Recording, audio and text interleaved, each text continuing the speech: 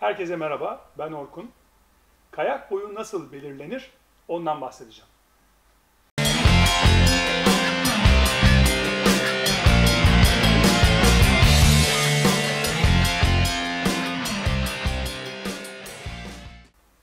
Genel inanışın tersine aslında kayak seçiminin sizin boyunuzla pek de bir alakası yok. Kayak boyu seçimi daha çok sizin kilonuzla alakalı. Ve aynı zamanda da performansınızla, yani kayış seviyenizle alakalı. Bunu en rahat şöyle anlatabilirim. Bu kayağın canlandığını düşünelim ve bir at olduğunu düşünelim.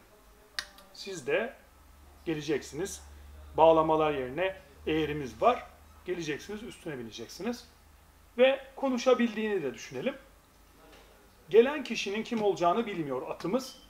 Sizce onu taşıyacaksa 10 kilometre, 20 kilometre, gelecek kişinin boyunu mu merak eder, yoksa ağırlığını mı merak eder? Cevabı duyar gibiyim. Tabii ki kilosunu merak eder. Çünkü onu üzerinde taşıyacak. Aynı şey kayağımız ve snowboardumuz için geçerli. Pistin üzerinde giden bir kayak sizi üzerinde taşıyor. O yüzden aslında boyunuzun kayağın davranış biçimine çok da bir etkisi yok.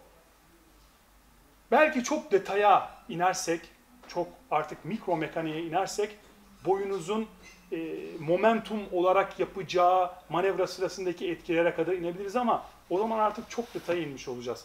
Bu iş biraz daha kolay. Neden boyunuzla alakası yok da kilonuzla alakası var? Çünkü aslında kayağın her bir santimetre alanına ve çeliğine manevra sırasında veya kar üzerinde yüzerken yaptığınız ağırlık önemli. 90 kiloluk birinin manevra sırasında yaptığı, çeliğe vurduğu, şu şekilde dönen manevra yapan çeliğin üzerine bir kayağı 90 kiloluk birinin, benim gibi ben 92 kiloyum, vurduğum ağırlıkla 47-48 kiloluk bir bayanın vurduğu ağırlık tahmin edersiniz ki aynı değil. Ne kadar ağırsanız manevra içinde merkez kaç kuvveti uygulandığı için çelik taşımakta o kadar zorlanacaktır. Ne kadar hafifseniz çelik sizi o kadar rahat taşıyacaktır. Bu da şu manaya gelir. Ne kadar ağırsanız ve süratiniz ne kadar fazlaysa çeliğinizin boyu o kadar uzun olmak durumundadır. Ne kadar hafifseniz ve süratiniz ne kadar düşükse şu çeliğin, kayağın burnundan başlayan kuyruğuna giden çeliğin boyu o kadar kısa olacaktır. Kısacası kayağın manevra sırasındaki boyunu belirlemeye kalktığımız zaman bize iki şeye ihtiyaç vardır. Sizin ağırlığınız ve süratiniz. Bu iki data elimizde varsa sizin merkez kaçta, dışarıya, kayağa yani ne kadar güç uyguladığınızı, ne kadar bir basınç yaptığınızı hesaplarız ve bu sayede kayak boyunun ne olması gerektiğine karar veririz. Tabii bu kadar sofistike bir hesaba her hobi kayakçısı için girilmez. İnanın yarışçılar için bu hesaplara çok detaylı giriliyor. Yani bir Dünya Kupası yarışçısı için. Bunun çok derinlerine, hatta bununla da kalmıyor.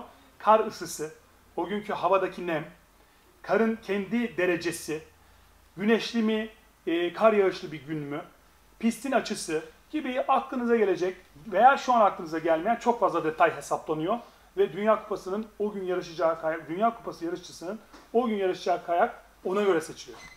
Biz keyif için kayanları aldığımızda markaların yaklaşık olarak kiloya göre ve kayış stiline göre hesapladıkları boylar var. Onu da şöyle söyleyebiliriz. Bakın abartılı bir örnek vereceğim size. Diyelim ki ben, şu an boyum 1.92, kilom da 92. Tersi bir örnekten gidelim. Boyum 1.92 olduğunu, kilomun da 140 olduğunu düşünelim. O zaman benim kendi boyumun da üzerinde bir kayakla kaymam gerekecektir. Çünkü biraz önce söylediğim gibi çok ağırım, süratli de kayıyorum, ileri seviye kayakçıyım. O zaman kayağın beni taşıması çok zor olacak buzun üzerinde veya manevraya girdiğimde. Tam tersi bir örnekten gidelim. Yine 1.92 boyundayım. 92 kilo değil de sadece 70 kilo olduğunu düşünelim. O zaman yine bu sefer tam tersi olduğu için boyumdan çok kısa bir kayakla, büyük ihtimalle şöyle bir kayakla kaymam gerekecek. Çünkü uzun bir çeliğe ve geniş bir gövdeye ihtiyacım yok. Şimdi çelik boyunu, kısacası kayağın boyunu ana etken olarak merkez kaç kuvvetinin belirlediğini 3 aşağı 5 yukarı anladık diye tahmin ediyorum. Bir kriterimiz daha var. O da yüzeyde, yani kar yüzeyine basarken gittiğimiz gövde. Bu bize nerede gerekiyor? Eğer basılı temiz bir zeminde, henüz hani sabah çıktığınızda snow truckların bastığı pırıl pırıl yapılmış pist vardır ya. Orada giderken aslında batma şansınız pek yok. O yüzden de kayağın gövdesini düz kayarken, manevra yani sola veya sağa dönüyorsunuz, düz kayıyorsunuz. Kayağın boyunu, genişliğinin, gövdesinin çok da bir önemi yok. Ama ne zaman ki bozuk satıhlara ve özellikle bol kara giriyorsunuz, o zaman işte kayağın boyutlarının, gövdesinin ne kadar büyük olduğu çok önemli oluyor. Onu da şöyle bir örnekle veriyorum. Sudasınız, suyun üzerinde yüzeceksiniz, altınıza bir sal veriyorlar. Salın büyüklüğü nasıl sizin suyun yüzeyinde kalmanızı belirleyecekse, şimdi benim altıma şu kadar bir sal verirlerse batarım. Ama benim altıma 2-2,5 metre bir sal verirlerse yüzerim. Aynı mantık burada da geçerli.